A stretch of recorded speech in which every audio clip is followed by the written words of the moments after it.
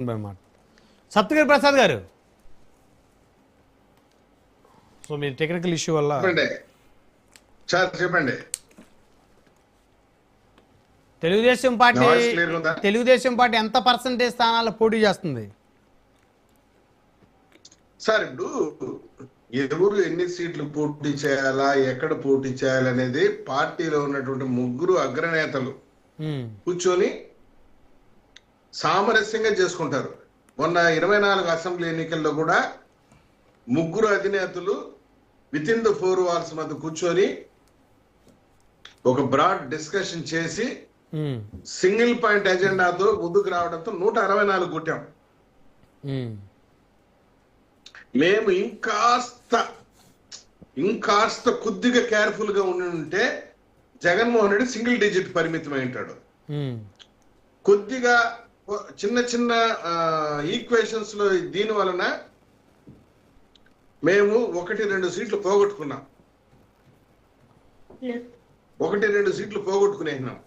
ఇంకాస్త ఉండింటే మాకి 166 సీట్లు ఈజీగా వచ్చి ఉంటది. జగన్మోహన్ రెడ్డి 8కో 9కో పరిమితమై ఉంటాడు.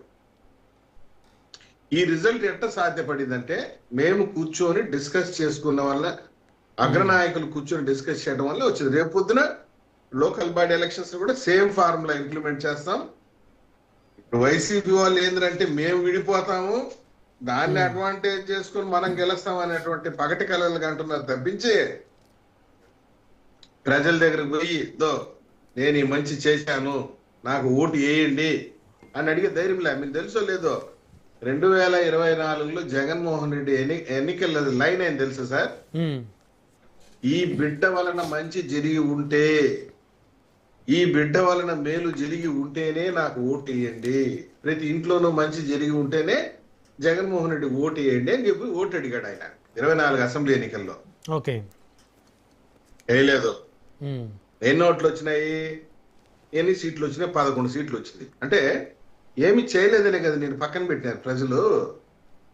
ఈ రోజు ఏదో ఊరికి వచ్చేసేసి ఆర్గనైజ్డ్ మాస్ తీసుకొచ్చేసి ఇట్లా అనుకుంటా సీఎం అని అరుచుకుంటా, కేకలు వేసుకుంటూ, రంకలు వేసుకుంటూ ఈ విధమైన స్ట్రాటజీలో ఉన్నారు. రోజుకు 100 మంది ఆయన ముందర సీఎం అని ఎగరుకుంటే నిద్ర పట్టేటట్లేదు ఆయనకి. ఆయన ఎవరు మీరు అని? జగన్మోహన్ రెడ్డి గారు అంతే కదా సార్. ఏ రాష్ట్రానికి పోతే అక్కడ ఒక 10 మందిని పిల్లకాయలను ఓటేసుకునేది, వాళ్ళు ఎగిరేది సీఎం అని. ఏంటి గోల? ఎవరు సార్ సీఎం? ఏ రాష్ట్రానికి సీఎం ఆయన? ఆంధ్రప్రదేశ్కి ఆల్రెడీ అయ్యాడు ఆయన గతంలో సీఎం. అదే ఆయన తెలియని పోస్ట్ కాదుగా. ఊరే మాట్లాడు.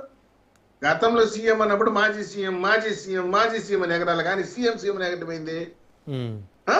ఓకే, ఏంది పైత్యం?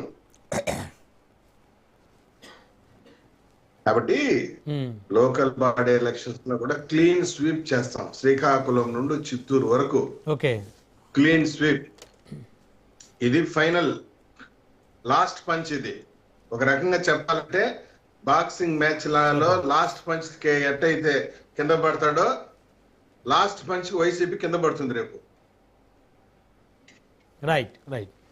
సింగళూరు వెంకటేష్ గారు, సో సీనియర్ అడ్వకేట్, రాజకీయ విశ్లేషకులు. గుడ్ ఈవినింగ్ అండి సింగళూరు గారు. వెరీ గుడ్ ఈవినింగ్ బ్రహ్మనాయుడు గారు.